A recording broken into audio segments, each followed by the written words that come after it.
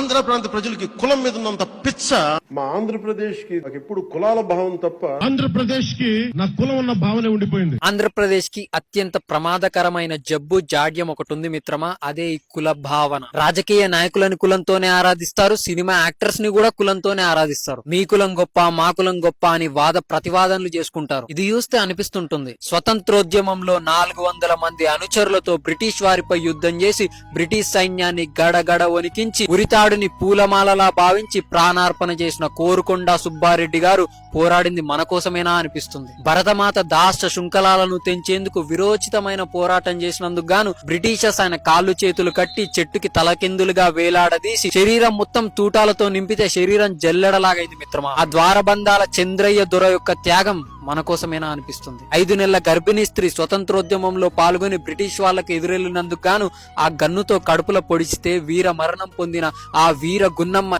ఎవరి కోసం పోరాడింది మిత్రమా? స్వతంత్రోద్యమంలో ఆంధ్ర వీరుల చరిత్ర సామాన్యమైనది కాదు మిత్రమా. ఈ కుటిలమైన కుల జాడ్యంలో చిక్కుకుపోయిన ఈ వ్యవస్థని మార్చే వీరుడెవరు? కులరహిత సమాజాన్ని నిర్మించి జాతీయ భావజాలాన్ని 10 మందిలోకి తీసుకెళ్లే ఆ ధీరుడెవరు? నువ్వే మిత్రమా. నువ్వు విన్నది నిజమే, నువ్వే మిత్రమా.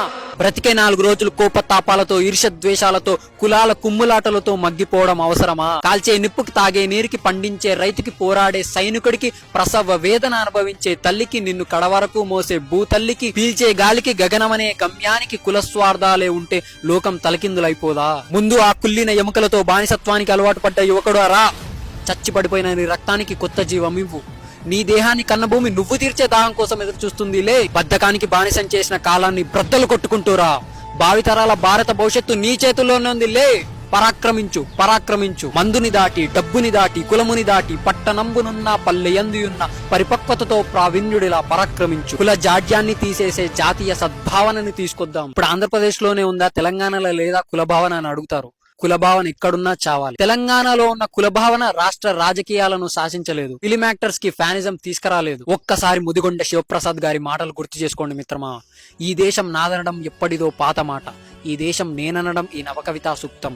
నా లోపలి శిరాధమునలందన పారే రక్తం, గంగా సింధు యమునలు కావేరీ కృష్ణమ్మలు, హిమమక్టం ఉష్ణీషం, కాశ్మీరం నా కుంకుమ, వింధ్యావళి నా హృదయం, సింధులో నా ఉదయం. అజేయ భారతం ఆజన్మాంతం మన లక్ష్యం, అదే జాహ్నవీ సంగీతం, అరుణారుణ శుభ సందేశం. మిత్రమా, కుల వర్గ ప్రాంత భేదాలు లేకుండా మనందరం భారతీయులమనే సద్భావనని తీసుకొచ్చి బలమైన పునాదులతో దేశాన్ని రీకన్స్ట్రక్ట్ చేద్దాం. నీ ఆలోచన పెద్దగున్నప్పుడే నీ ఆశయం పెద్దదవుతుంది. Build the character. వ్యక్తి నిర్మాణమే దేశ నిర్మాణం. మిత్రమా, జాతీయ పునర్నిర్మాణం చేద్దాం, నేషన్ ని రీకన్స్ట్రక్ట్ చేద్దాం. భారత్ మాతాకి జై.